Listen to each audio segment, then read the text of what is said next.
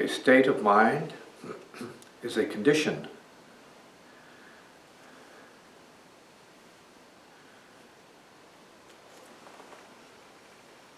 or state of planetary consciousness.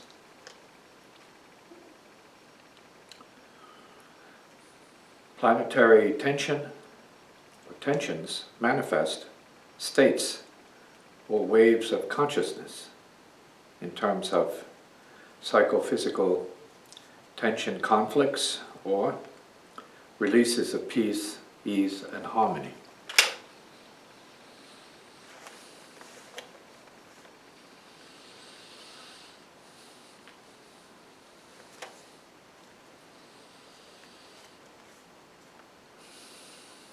Planetary aspects equal mental, emotional states of mind, or the body-mind, often manifesting as the innate urge to create, transform, or destroy karma.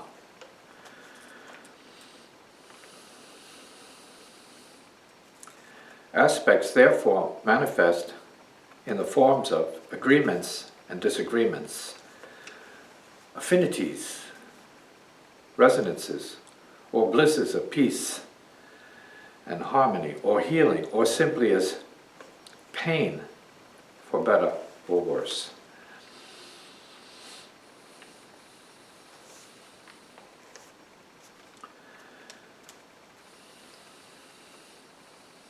Planetary manifestations also appear as the consolidation or shattering of patterns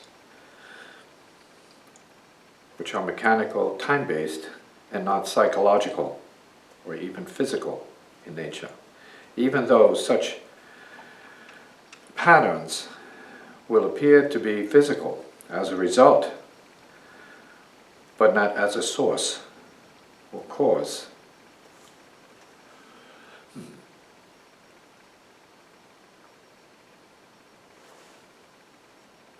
For some, taking a step backward is a step forward.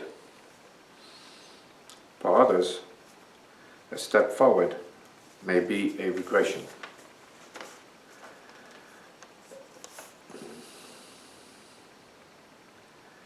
As the planets feed and affect life on Earth, Earth as a transmitter of life energy affects the rest of the planets and the sun center of the solar system. The material, mental, and spiritual urges created out of the momentum or thrust of past lives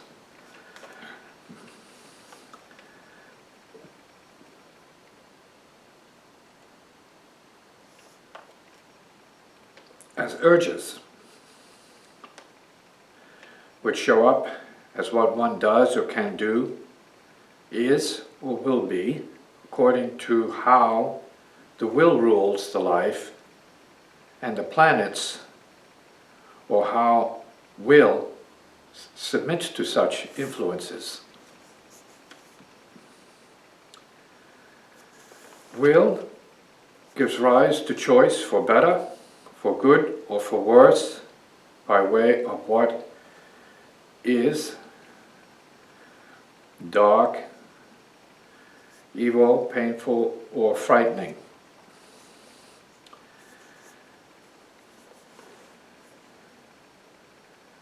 Astrology controls the individual, while time mastery is that practice and realization where mastery of the system of planetary time is what determines the influences one is controlled or served by. The solar system and its planets are but stepping stones on the path to the reality of spiritual mastery.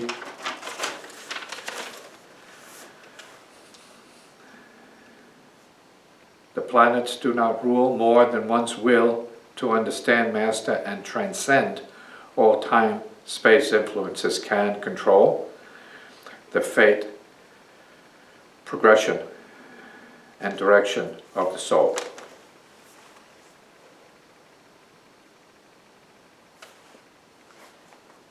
So you say that the planets influence us. What influences the planets? We do. The sun does. Everything does. No. And that's one of the realizations of the nature of, let's say, the spiritual physics or the etheric physics of the universe. Say. Some may say quantum physics. We can say psychic physics if you want to use the term. But we're talking about this interaction where what you see is who you are. Whatever it is influencing you as you influence it. It's kind of a simultaneously reciprocative process of exchanging light for light and karma. Conditions, exchanging conditions.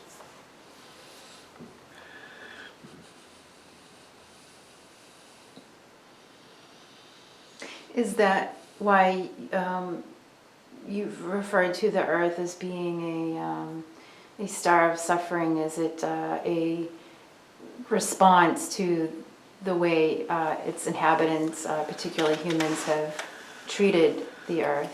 Well, it's the star of suffering, no doubt. If you're not practicing balancing out the forces of gravity, or the negative forces, the forces of pain, the forces of darkness, the forces of suffering, unhappiness, ignorance, doubt, and so on. So while it is the planet of suffering as the purgatory of between worlds and the interworlds, then it's a step towards the higher worlds of realization, peace, joy, love, compassion, enlightenment, spontaneous creativity, and happiness in general. So it's a matter of knowing what it is you have to do while you're here as part of the planetary system. And as I was indicating in the notes that I am, that the planets show up as the urges that are formed in each individual. You have a choice to allow certain planetary forces, depending on what you recognize them to be and how they're manifesting through you, in terms of aggression, in terms of, say, desire, in terms of confusion, in terms of conflict, self-other conflict, and these sorts of conditions that are defining what our suffering may be at any time. Or the positive forces themselves, what your relationship is to the planets, what your relationship is to the moment. And so the moment, yes, is absolutely planetary because we're in a planetary system. So it's a matter of how you use your will, I think, or choice, if you want to use these terms, to rise above the conditions of pain and suffering by recognizing them properly as something that is mechanically occurring in the universe, but particularly and especially in the solar system, and you have something to do with it. We are responding to solar flare activity. We're not being toasted necessarily at this point. The planet is surviving, it seems, but probably less than it has in the past. The defenses of the Earth are probably breaking down because of the timing right now. And we can say it's really about the solar system, not just about what people are doing. People are doing what the solar system is enabling each one of us to do, for better and for worse. See? So in the reality of nature, there's no destruction. There's nothing but change and flux, and it doesn't care. It's conscienceless for the most part.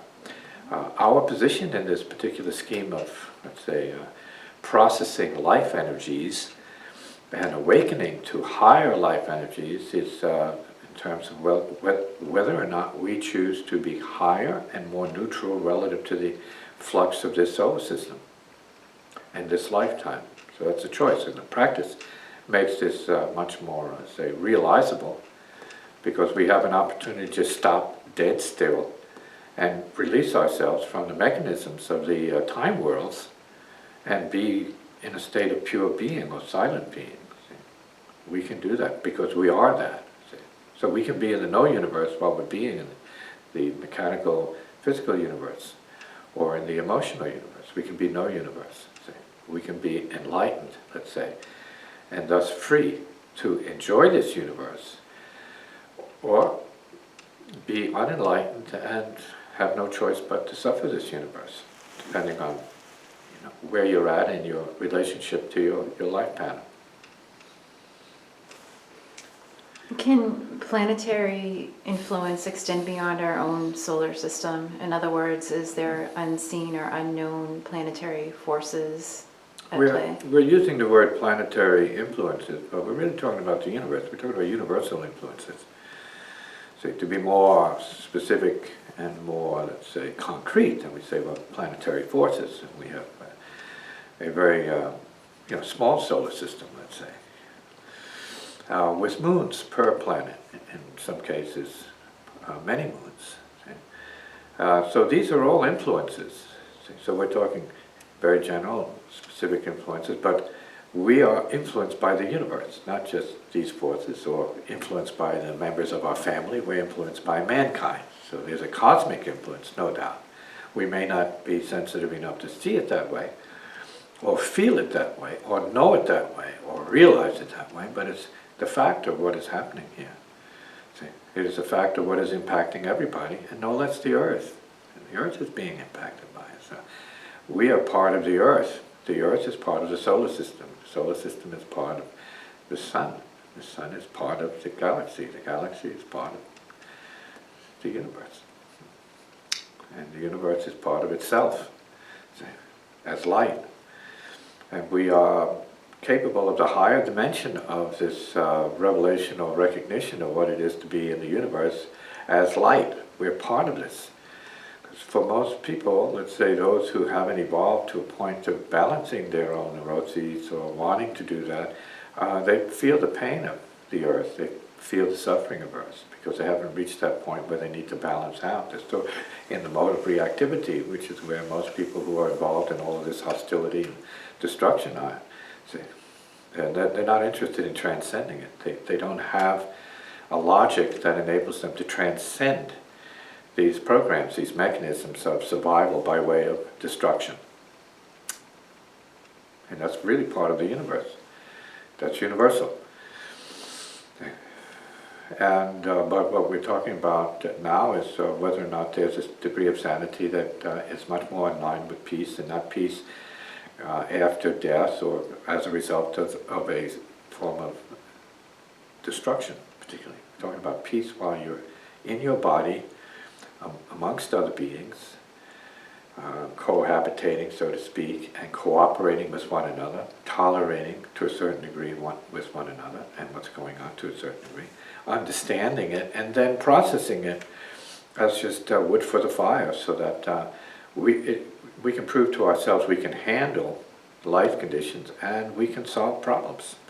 See, we can solve these conflicts. See, once you have the right influences in place, we can start to solve these conflicts. If we're talking about this barbaric madness that's out in the world today, that's a hard thing to turn around at this point. We may have to resort to violence or be subject to it. So, can a planet communicate with someone, or can their influence be felt in the dream state? And if so, what might that be an indication of? well, it is an indication of the reality and fact that we are part of the planetary field. We're part of the system. And we are perhaps better equipped in the dream world with astral sensitivity and vision to see this in fact.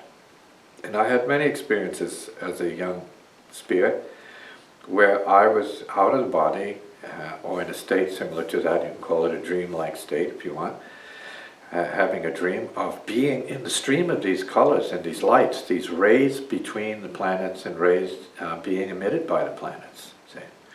Because in certain traditions the planets are beings, they're living beings, even if they're in the form of gaseous, sort of toxic, uninhabitable sort of energy. That's still living energy, cosmic energy, and useful in some way, and thus has its sacred purpose in the solar system. We just need to know how to harness that energy to use it properly.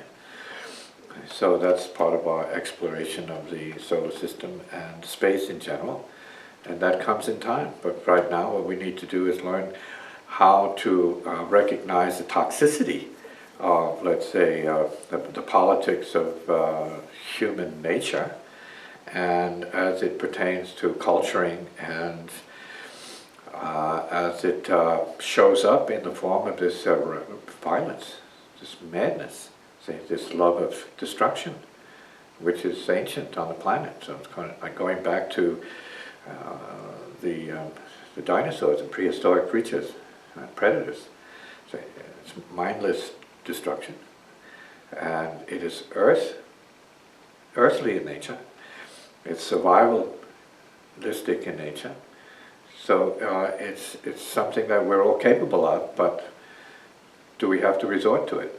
Is that the real question on the planet at this time?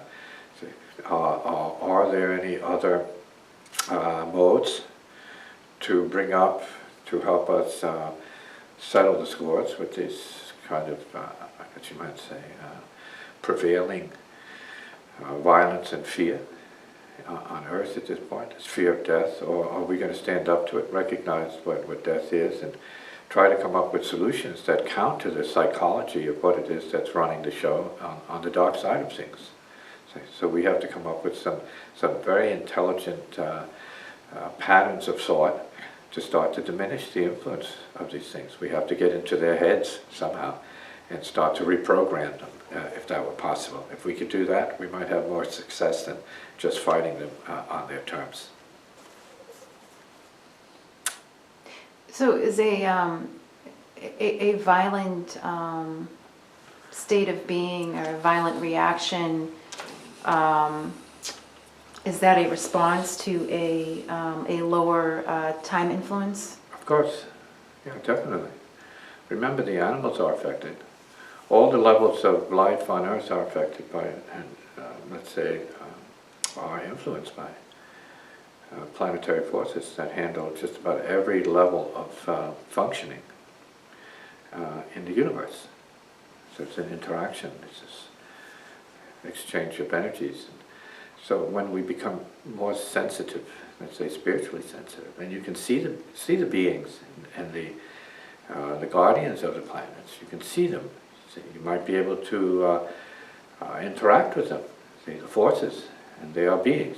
They're definitely guardian beings in all of these strange places, just as the natives say that they've seen the guardians of the earth and the rocks and the animals. They all have guardians, they all have deities in a sense. They have, in music we would call it a harmonic correspondence, and symbolic deities representing the non-physical realities. So all of this is part of it, depending on your sensitivity. And ordinary materialistic scientists don't have that ability. They don't see, so they can't speak about it. They say it doesn't exist.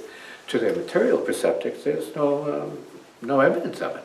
But to more spiritually evolved people, more psychically attuned individuals, more sensitive individuals who pick up on the subtle energies, yes, they can see the spirits, they can see the energies, they can see the rays, they can see the lights.